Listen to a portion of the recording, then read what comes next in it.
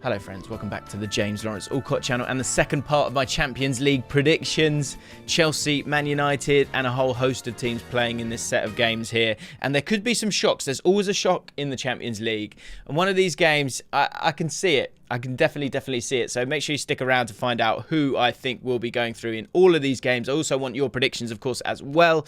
Before we dive into it, make sure you subscribe to the channel. We're trying to get ourselves to 200k as quickly as possible. So if you've been watching the videos for a while and you haven't hit that button, I think over like 45% of you guys haven't clicked that button. Please do consider hitting the subscribe button. Also, I do so many live reactions. You don't want to miss out on those. So make sure you hit that button. Let's dive into this then. Kicking off with Chelsea versus Lille. Now, it's a super odd space for Chelsea right now. And Chelsea fans, I would imagine as well, where it doesn't totally feel like it's clicking. But despite that, you're champions of the world. You're champions of Europe. You're in a League Cup final. So many good things are going for you. But I guess you still see Liverpool and Man City in the distance. But this is where Thomas Tuchel, as I've just listed there, he is very, very strong with this squad in Champions League games and in cup competitions in particular. And I think they've got a really, really big chance of going really, really far in this. Of course they do. They have the personnel, and in Tuchel they have a tactical genius, in my opinion, in terms of finding a way to get through it. Did he have that sort of new manager bounce to help with that? Possibly. And are there elements missing with this Chelsea side at the moment? Yeah, possibly. But in this game against Lille, I think they should have enough to get through. Lille are a really interesting side. We'll talk about them in just a second. But in terms of the Champions League performances of Chelsea so far this year, they have been really, really assured in what they've done. It was a tricky group for them, with Juventus in there, of course, as well. And yes, they did have that one blip with them, but they made it right with that 4-0 victory where they looked absolutely fantastic. Probably their best performance of the season so far. They only conceded 4 goals in their group stage, 3 of which were in one game against Zenit.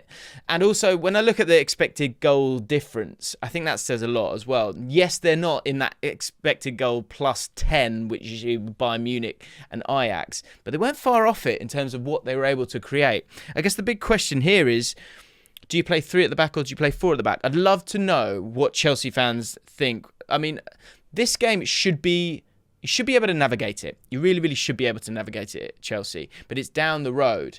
Reece James, of course, they want him back. They'll be hoping that he's back for, possibly the second leg of this game, more likely the quarterfinals of this competition. So in the meantime, is it one where you go with that 4-2-3-1, which has worked overall, although it's felt a bit stunted at times? Or do you kind of stick with the 3 at the back and allow Alonso to sort of bomb on against this Lille side, who will sit low and sit deep? I think he might go with the back 3 in this one, just to offer that assurance with the pace that this Lille side offers. Jonathan David, a really exciting player for them. And Lille, in terms of how they made it through their group, did well, actually. It was a group where everyone kind of had a similar level of quality, I would suggest. And so it was kind of down to who could navigate the games better. 4 points against a Sevilla side that is going for La Liga title. Another question is, how good is La Liga this year? But as I say, that's another question. But they did well, Lille, to get themselves through. In terms of last year and how brilliant they did under Gaultier, who went on to go and manage Nice. And then you've brought in someone, Jocelyn Gourvenec, who has had to deal with a lot, financial struggles. Akone, they have lost, who's a really, really important player for them. Reynaldo as well, the left back, who's a big, big loss for them as well. And so by losing those 2 kind of players, they're a little bit off balance now. But saying that, they still have quality and pace. They will sit low. They will then look to break in transition. They've got the quality in terms of Timothy Weah, Ben Arfa, who's maybe a little bit past it by this point and playing as a shadow striker with Jonathan David up top as well. It's not the same Lille. That's the one thing I would say. Having lost some of those players is a big one for them. And having to have Timothy Weah out as a right winger as opposed to him playing as that central striker with Jonathan David, I think does mean that they lose some of those runners. But to answer the question in terms of how Chelsea will set up, I wonder if they feel like it would be smart for them to retain that solidity in midfield, play 3 centre-backs, and then just allow the team to dominate the ball and work from there. And it will be a solid base where they don't get hurt through the middle, through the likes of giving the ball to Ben Arfa and then Jonathan David running in behind at times and Timothy Weah looking to help them out as well. Of course, Lille still have some big names, the likes of Botman in centre-back. Renato Sanchez is a really, really exciting player for them as well. And I think they are being seen as kind of minnows here. But again, you look at their group and how they got through it. They got through teams in really big leagues and obviously finished above all of them as well. So it's going to be tough, but I think you've got to go with Chelsea to show their experience, show their control. There could be some awkward moments in here, but the fact that the first leg is at Chelsea, I think is really, really helpful for them. I think they'll get that lead and I think they'll control the game in the second leg. Arsenal fans and Spurs fans, of course, will be really disappointed that they're not in the Champions League at the moment, but don't worry, don't fear not even. Because there is a team you can support if you are from North London and you want to support players who've been through North London. Villarreal. Yes. So many players they've got. Sergio Aurier, Lo Celso, Juan Foyth, Etienne Capoue. You've got Francis Coquelin as well. So you're sorted, guys. Get behind Villarreal. And actually, I might need to get behind Villarreal as well because I think there's something happening here. In terms of a shock, as I said, there's always a shock. And I think this could be the game. This could be the tie. And some people might not see it as a shock because Juventus have been on the wane somewhat. And actually with the new signings that they brought in, Zakaria, Vlahovic, I think it's actually quite an exciting time for them. But I don't think the chemistry's there as of yet. And this is a Villarreal side that is very, very awkward to play against and can offer a lot as well. In terms of getting out of the group against Man United and Atalanta, that was a tough group. And they were able to get themselves out there. Were they fantastic? No, but were they hard to break down? What has Emery done here? He's North London as well, just remember that. He's put together a very, very tough team to beat. They can play in a couple of different ways. Because if you think about their playing style, you do think of that 4-4-2. You think about them playing in transition quickly, which is what they will do, I think, against the better teams left in the competition. But they can also be a team that offers creativity and is a bit of a powerhouse, actually, at times. If you look at some of the recent games that they've played, you know, a victory against Betis, for example, third place, using that defensive counter-attacking style that we kind of know them for. But then they go and play Levante, beat them 5-0, whilst having 58% possession and creating 7 big chances. So this is a team that is capable of kind of taking the initiative if you give it to them. They're also quite comfortable just sitting in 2 banks of 4. You've got 2 midfielders in Capoue and Parejo. One's a playmaker, one's a destroyer. They know their jobs and they've got an interesting team there that can offer up actually a lot more depth than people would imagine. Someone like Lo Celso might not even start in this game because they play this sort of asymmetric style of play where Chukwueze on the right-hand side will bomb on and show that pace. You've got Dia and Moreno up top. Paco Alcacer as well on the bench for them as well. And also Giovanni Lo Celso and Danjuma on the bench possibly. Danjuma is a great player and Man United fans will remember him from earlier in the season. The problem he's got is with Chukwueze playing, it's kind of a bit too much to have both of them playing and him being on the left-hand side. So, but he's a great option to bring off the bench. You know, great defenders in Pau Torres and Albiol as well. Foyth has had a really good time there. So they've got a really decent team, you know, really, really decent team. And they could do something. Moreno scored so many goals in the Europa League last year. Is a really, really strong player for them. They could do something, and I think people will be sleeping on them a little bit, and they come up against a Juventus side that, as I say, I think is moving in the right direction, has made some really clever business in the likes of Zakaria and Vlahovic. The big question is, will Vlahovic kind of arrive on the scene for them? That's the question for me, because when I look at how they've done in the Champions League so far, you know, we know with Allegri, he's not always that bothered about dominating the ball, but, you know, look at the game against Chelsea, for example, and I'm not saying Villarreal are Chelsea, and this was a Chelsea side that had all their wing backs and looked really, really strong. But you wonder if Juventus can be bullied a little bit. And will they have that chemistry yet to dominate games? It'd be interesting to see who they play in their midfield. Of course, McKennie and Zakaria would offer up those legs, and then Artur can be that sort of single pivot and go dictate the game. So they have got the possibility of doing that. And Vlahovic has looked impressive in terms of his overall play, as much as the goals from that debut game have been obviously great as well. So there is quality with this Juventus side. There's, you know, no doubt. You know, De Ligt, Bonucci, like so many great players in that side. Morata, of course, as well. Dybala on that right-hand side. I just wonder. I wonder if they'll get frustrated or even play this sort of cat and mouse game with Villareal. And Villareal, with that siege mentality at home in that first leg, maybe get themselves the victory and then go and stink out the place against Juventus in the second leg in Turin. On to Wednesday's games. Benfica up against Ajax. Let's talk Benfica first because, of course, there's sort of a tale of two halves here when it comes to Benfica. Now, of course, they got through their group. And when you look at the group and the names in that group, you go, wow, but that's a huge accomplishment. But I've got to say that it's one of those where, although they kind of squeezed through, this was during the darkest days of Barcelona. Luke de Jong's played up front for them. Luke, if you're watching, I'm sorry, but, you're not good enough for Barcelona. And that 3-0 victory, they were right in the mire of it. Koeman's still there. And they got themselves through, but I just think when we now step up into this next stage, it's a bit like we've gone, yeah, go on, we'll put you through to boot camp, and now you're in boot camp and you're struggling with your parts. You're forgetting your words. I feel like that's where I'm at with Benfica. Despite guiding them through their Champions League group, Jorge Jesus lost his job. Since then, it's been a state of flux a little bit. Nelson Veracimo is the manager, did great stuff for Benfica B and has stepped in. And he's done that previously, but he's only ever really been the manager for 4 weeks. Now he's been the manager for sort of well over a month now. So it's going to be interesting to see if they give him the entire season or not. And maybe it's a bit like that kind of Solskjaer vibe where you kind of stick with him whilst it's working, and maybe that'll offer something in this game.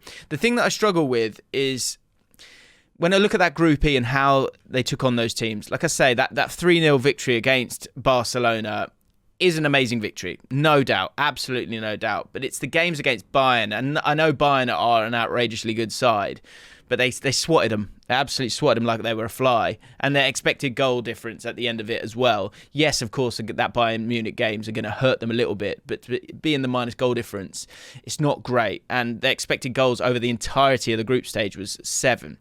Which isn't fantastic, I've got to be honest. So with that in mind, I have a concern over the scoring of goals and just ultimately the quality that they've got. Everton has moments at times. Weigl had a really good reputation as a sort of single pivot when he was in Germany. But I look at that back line quite easily, apart from Grimaldo, who has that pace as an excellent left back for them.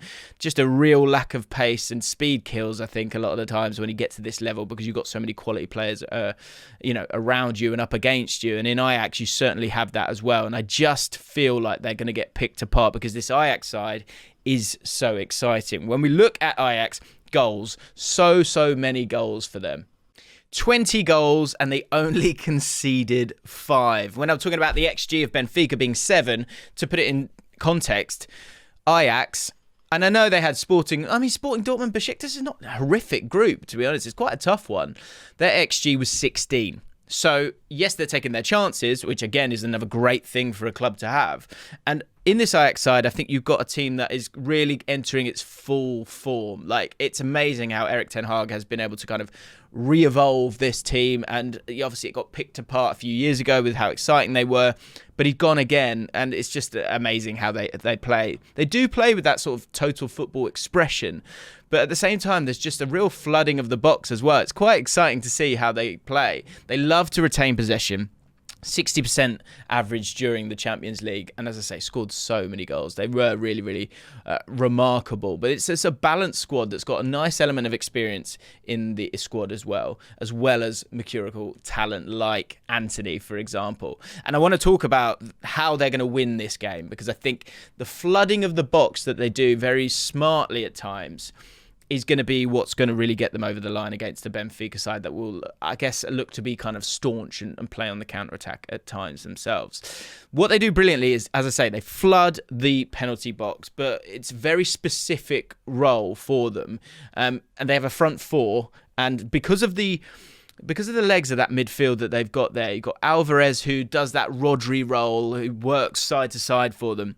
And then Gravenberch, who plays as that box-to-box midfielder. Because of that quality that they have in that midfield, the four after that are able to get themselves into the box. And as I say, flood that box. And what they do, because, when you do that and put bodies forward, and it was really effective against Dortmund in particular, 2 of their goals were from that kind of that extra man, which sounds pretty easy.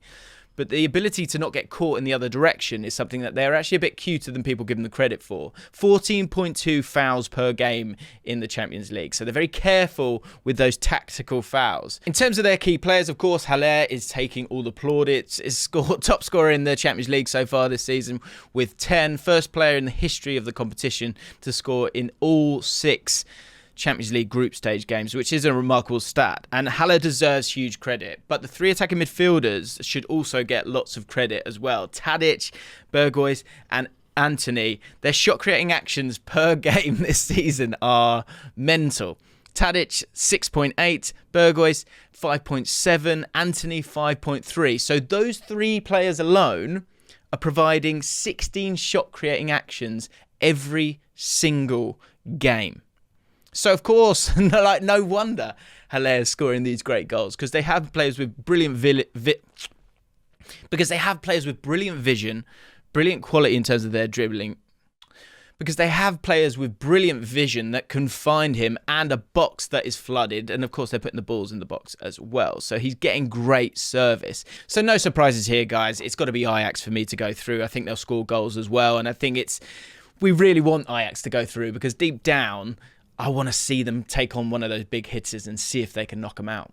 And of course, we've got to talk about Atletico Madrid versus Manchester United. This is the one for me. This is so fascinating, this game, because so many questions in terms of just how good is this Atletico Madrid side. I think what we're seeing here is a team that is incredibly patchy, and it's kind of going away from what made it so great, and that's due to the players that have been brought through.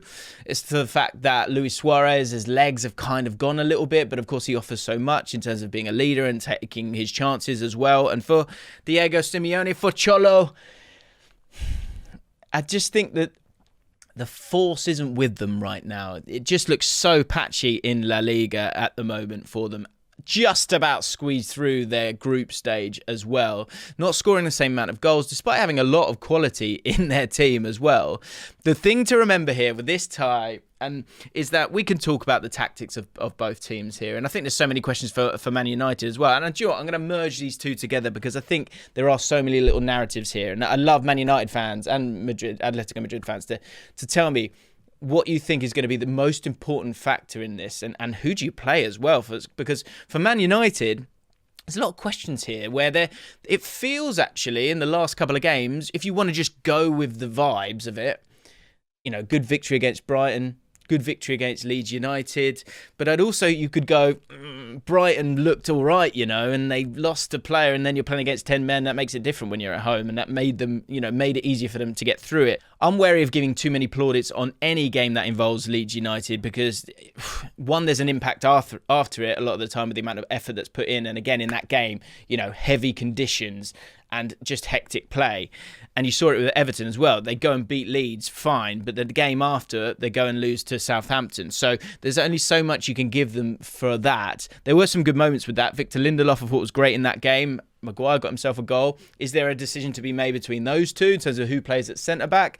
Paul Pogba, him or Fred, who do you play in that double pivot for them? Because Man United have kind of come full circle now, wanted to play with that 4-2-2-2, have now reverted back to type with a 4-2-3-1, which they do seem to be a bit more comfortable. Bruno Fernandes looks much better in that style of play as well. Cristiano Ronaldo, of course, played in that game against Leeds. He will certainly play in this one, surely. This is what he came for. Imagine not starting Cristiano Ronaldo. There's a little part of me that just wonders, but surely not. Surely not. It's going to be fine. The big question here is, I think this is an interesting stat.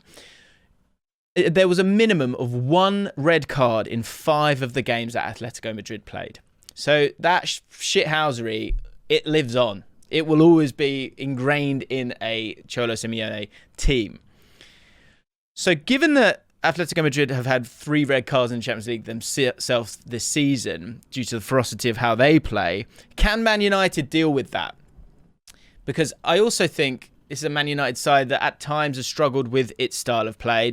They don't truly know who they are and how they want to play. Do they want to be careful and conservative and not play someone like Pogba, have that quality on counter-attacks with the likes of Rashford and Jadon Sancho, who's really finding his feet now? Or do you look to dominate the ball a little bit more? For me, I really love what Paul Pogba's about, and I just love him as a player. And I think I'd like to see him play. I'd like to see Man United try and control this game, because in terms of the patchiness of Madrid, Atletico Madrid, it's one where I think it's because they're trying to play the same way as the rest of the world now. And I think that's a difficult thing for them to deal with. Some of the players that they brought in have kind of showcased that for me. You know, the likes of Rodrigo de Paul, who's a really good player, but has he got that kind of that energy? You're going to have to change the way that you play.